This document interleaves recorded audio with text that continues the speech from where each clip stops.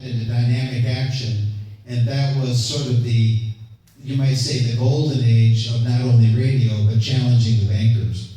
Bon, le père Coughlin, c'était presque un athlète, si on peut dire. Il était en forme pour le rugby, tout ça. Il a eu l'autorisation de son évêque, Monseigneur Gallagher, l'évêque de Détroit, de parler à la radio, de dénoncer, de parler du système bancaire. Puis, entre-temps, en 1931, il y a eu Quadragesimo Anno, l'encyclique de Pie XI, qui, presque mot à mot, dénonce ceux qui contrôlent l'argent, le crédit, contrôlent nos vies. Donc, ça leur a donné un boost, ça a encouragé le père Coughlin. Fait qu'il dit que c'était comme l'âge d'or de la radio pour dénoncer le système bancaire, faire connaître le système du crédit social ou de la justice en question monétaire. So no one can say that he didn't have the church's permission. He did this on the basis of 2 encyclicals and his bishop's green light. So he proceeded. Meanwhile, in Alberta, you had a Protestant preacher, Bible Bill Eberhard, also taking to the radio, trying to explain to Albertans. So we have another preacher here trying to explain to Albertans what's wrong with their economic and political system, that it was largely a financial problem. Bon, d'à peu près la même année, 1935, en Alberta, on a William Eberhard qui prêchait. C'est un prédicateur protestant. Il y avait un programme tous les dimanches à la radio. Puis, comme M. Evin, il a lu des livres d'Anglais sur le crédit social. Puis il dit c'est la solution pour nos problèmes aujourd'hui. Donc, il a commencé à parler du crédit social à son programme à la radio. Coughlin and Eberhard didn't know each other, but they would eventually cross paths. There's not much information in the record about where, when, and under what conditions they crossed paths. They did discuss social credit. It was probably the shortcoming of Father Coughlin on his part that he didn't quite see the light, but he understood that we lived in poverty amidst plenty, and this was a huge injustice to solve. Bon, je crois qu'à un certain point, leurs chemins se sont croisés pour une courte période. Eberhard et puis le père Coughlin. Il dit peut-être qu'est-ce qui manquait au père Coughlin. Il dénonçait l'usure, mais il n'y avait pas la technique du crédit social, le dividende et puis l'escompte pour compléter, mettre la solution plus en pratique. But together, nevertheless, they each played their role during the golden age of challenging the bankers, the real volcanic rise of populist anger at what was going on, sparked by the Great Depression. This represented a real golden age and ascendant set of circumstances on that side of the ledger, but on the banksters' side of the ledger, this was a huge threat. Something had to be done. So, what I'm talking about is an earlier era. The Pilgrims of St. Michael were more, it was larger, there were more members, and Louis Even was doing his part. So we had Louis Even, Father Coughlin, William Eberhard, and we were really on the right path, and we're looking at whether we can regain that strength. Bon, même M. Evin, dans les premières années, il faisait aussi des programmes à la radio vers demain. Bon, il dit que c'était vraiment la population, la colère contre les banques augmentait de plus en plus parmi la population. Et puis là, les banquiers avaient de plus en plus peur. Donc, ça a été comme un sommet, comme vous le savez, dans Verdemain, dans les années 50, on était plus nombreux qu'on l'est aujourd'hui. Donc, ça a été quand même un sommet dans ces années-là. But as time went along, as the establishment, the banking fraternity, the banking consortium, and their toadies in the media, after they went after Coughlin with the same viciousness that they went after Eberhard, perhaps Louis even dodged some of that. But nevertheless, as TV came around and radio was no longer the only or necessarily predominant media, they began to shove their weight around. Father Coughlin's radio show was suspended.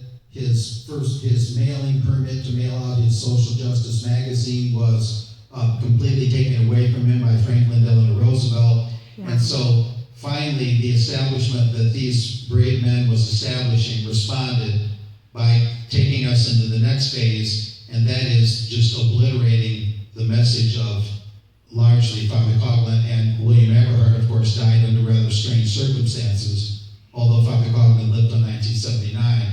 But we saw a very ascendant time when the banksters were being challenged. And then we saw, after that rise, we saw the fall of all of that. And so then we went into kind of the dark ages a little bit. Bon, on a parlé de l'histoire du contrôle bancaire aux États-Unis. C'est comme un round sur la boxe. Parfois, c'est le peuple qui gagne, parfois, c'est les banquiers. Là, ça a été un sommet, puis les banquiers n'ont pas resté les bras croisés, ils ont réagi. En 1936, ils ont enlevé le permis postal du père Coughlin. Il y avait une revue, Social Justice, qui envoyait par la poste. Donc, ça a été interdit par le président Roosevelt. Il ne pouvait plus envoyer sa revue par la poste.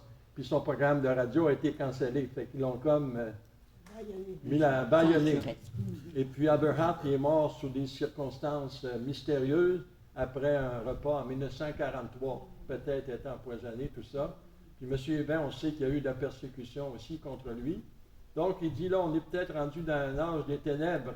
Ça a l'air un peu plus sombre que c'était dans ces années-là, mais le combat n'est pas fini, pas terminé. But the challenge now is to regain that ascendancy, to get, now that we're getting through, we've gotten through that dark time when there was the rise, the fall. Now it's time for a rebirth and a restoration and the ultimate triumph, as you would say, through the Immaculate. Bon, maintenant, on a connu un âge des ténèbres. Maintenant, c'est le temps de la renaissance, presque on pourrait dire de la résurrection. On peut dire aussi, même c'est le temps du triomphe final, la victoire du cœur immaculé de Marie aussi.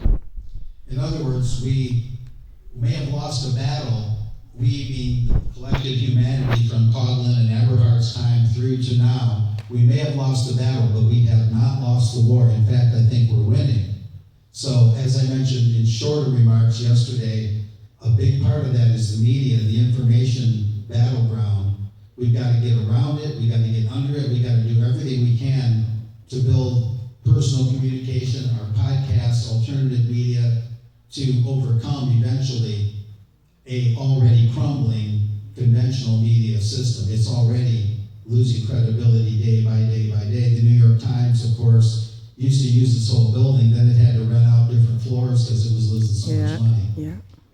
Bon, les médias actuellement, ils perdent de plus en plus de pouvoir. Nous autres, peut-être qu'on a perdu une bataille, mais on n'a pas perdu le combat, la guerre. On n'a pas perdu la guerre. La guerre, c'est plusieurs batailles.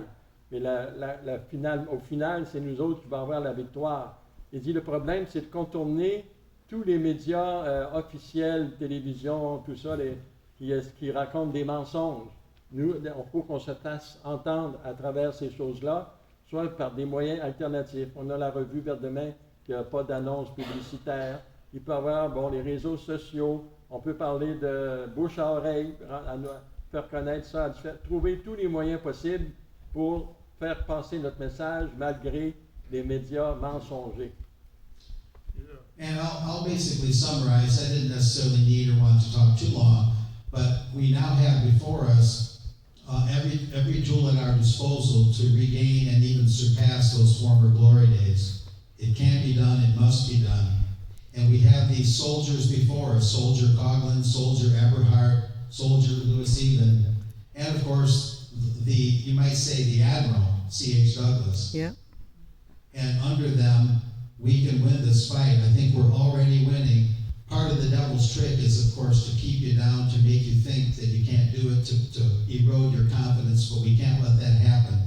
We got to do our push-ups spiritually as well as physically. We got to win this thing. Think about your grandkids. Think about their grandkids, okay? This is going to get a little serious. It's going to get a lot harder before it gets easier, okay?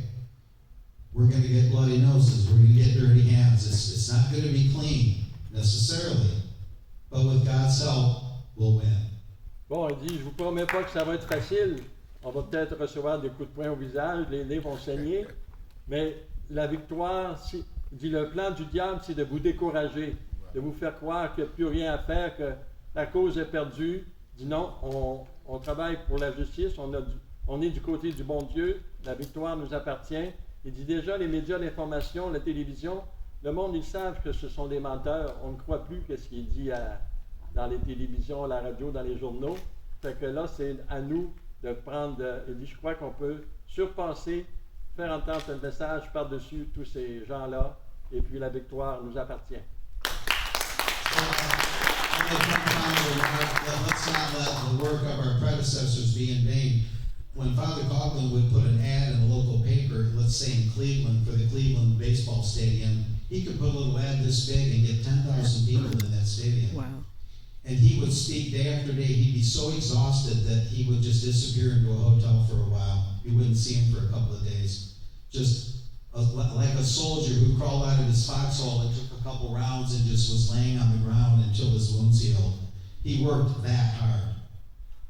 That's how hard he worked, among others. So, thank you. Bon, tout à l'heure, il a donné l'exemple, il dit, on a des soldats, le soldat le père Coughlin, le soldat William Abraham, le soldat Louis Hébin, puis on a l'amiral C.H. Douglas qui dirige un peu tout ça. Puis il dit, le père Coughlin, parfois, il parlait tellement, il avait mis une petite annonce au stade de baseball de Cleveland, et puis là, il attirait des dizaines de milliers de personnes avec ça. Il parlait sans arrêt pendant 3 jours, puis il devait se retirer à l'hôtel, il était épuisé, quasiment à de mort, mais il dit, ça vaut la peine. Ça vaut la peine de se donner pour la vérité et la justice. Thank you, Mr.